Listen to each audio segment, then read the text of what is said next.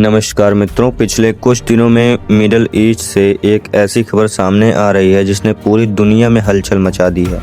Social media पर अचानक एक खबर वायरल होने लगी कि इजराइल के प्रधानमंत्री बेंजामिन नेतन्याहू की मौत हो चुकी है। कुछ पोस्ट में दावा किया गया कि हाल ही में हुए हमलों में उन्हें निशाना बनाया गया और शायद वह जिंदा नहीं बचे।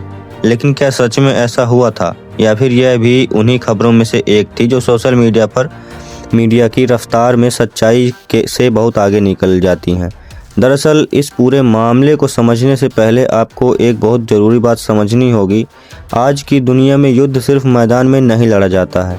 एक युद्ध होता है मिसाइलों और टैंकों का, लेकिन दूसरा युद्ध होता है सूचना का, जिसे अक्सर इंफॉर्मेशन वॉर या प्रोपेगेंडा वॉर कहा जाता है। और कई बार यह युद्ध इतना ताकतवर होता है कि अफवाह भी दुनिया भर की सुर्खियों में बन जाती हैं। कुछ ऐसा ही हुआ नेतन्याहू की मौत के खबर के साथ।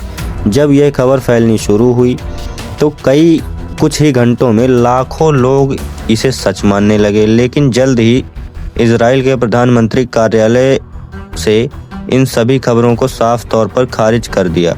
उन्होंने कहा कि नेतन्याहू जी पूरी तरह से सुरक्षित हैं और उनकी मौत की खबर पूरी तरह फर्जी है। कहा गया कि यह खबर आर्टिफिशियल इंटेलिजेंस से बनाए गए वीडियोस और तस्वीरों के जरिए फैलाई गई थी, यानी यह एक डिजिटल अफवाह थी। लेकिन कहानी यहीं ख़त्म नहीं होती, क्योंकि इस बीच ईरान की तरफ से एक ऐसा बयान आया जिसने इस पूरे मामले को और ज़्यादा गंभीर बना दिया। ईरान की सबसे शक्तिशाली सैन्य संस्था इस्लामिक रिवॉल्यूशनरी गार्ड फोर्स, जिसे दुनिया IRGC के नाम से जानती है, उसने एक बड़ा बयान जारी किया।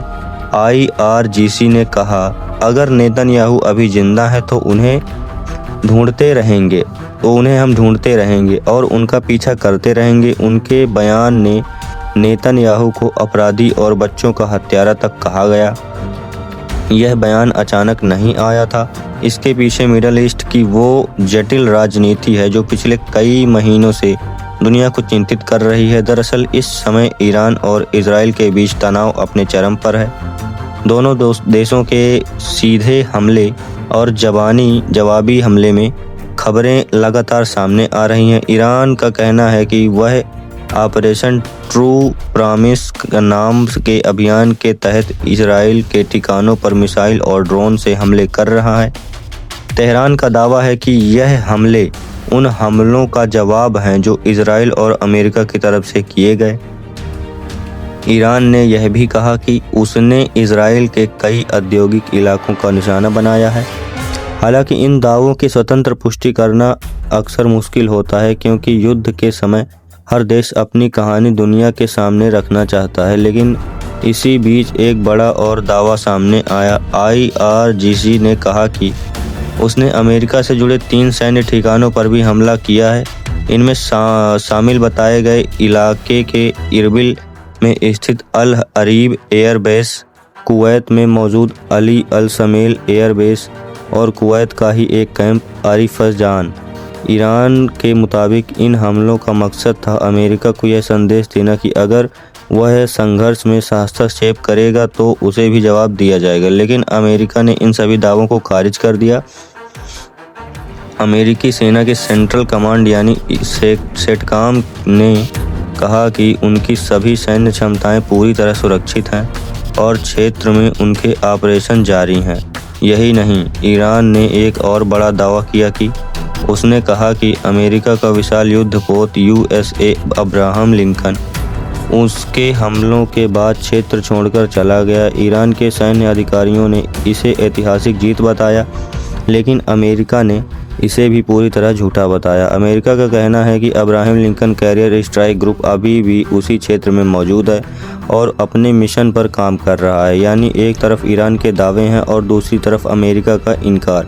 और यही वह जगह है जहां से शुरू होता है प्रोपेगेंडा वार। लेकिन इस पूरी कहानी का एक पहलू है जिसे समझना बहुत ज़रूरी है, वह है गाजा युद्ध। ईरान और उसके सहयोगी संगठन लगातार यह आरोप लगा रहे हैं कि गाजा में इजराइल इजराइल हमलों के दौरान बहुत बड़ी संख्या में नागरिकों और बच्चों की मौत हुई। इसी वजह से ईरान के कई नेता और संगठन नेतन्याहू चाइल्ड किलर कहकर संबोधित किया जाता है।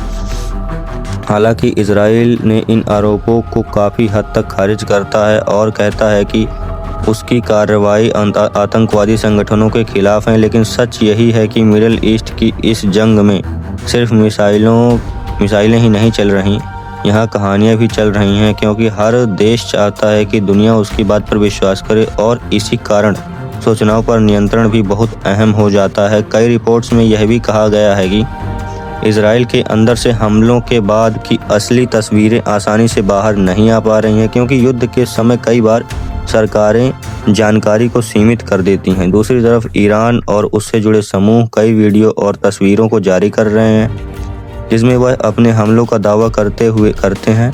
हाल ही में एक वीडियो भी सामने आया जिसके बारे में कहा गया कि यह बंदर बगदाद इंटरनेशनल एयरपोर्ट्स के पास स्थित अमेरिकी विक्ट्री बेस पर किए गए हमले का है। इस वीडियो को ईरान समर्पित मिलिशिया समूह कताइब हिजबुल्लाह से जोड़ा गया। बताया गया कि इस हमले में FPV ड्रोन का इस्तेमाल हुआ। FPV यानी फर्स्ट पर्सन व्यू ड्रोन। यह ऐसे ड्रोन होते हैं जिन्हें ऑपरेटर सीधे कैमरे के जरिए निशाने तक पहुंचाते हैं और आधुनिक युद्ध में इनका इस्तेमाल तेजी से बढ़ रहा है। लेकिन फिर वही सवाल सामने आता है कि इन दावों में इतना सच है और इतना कितना युद्ध का प्रचार, क्योंकि अमेरिका और उसके सहयोगी देश इन दावों को अक्सर बढ़ा चढ़ाकर बताते हैं।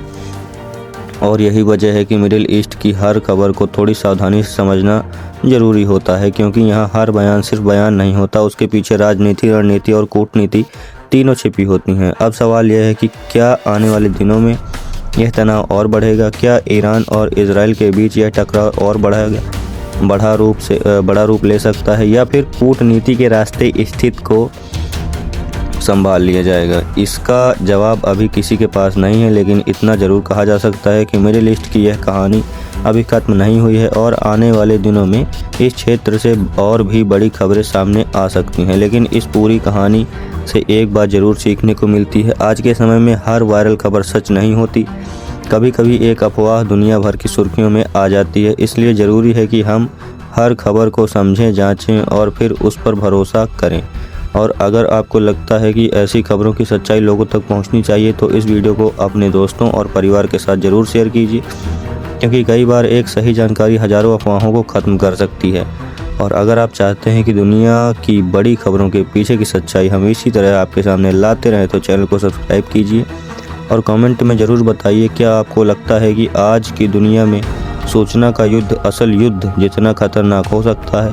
आपकी राय जानना वाकई दिलचस्प होगा।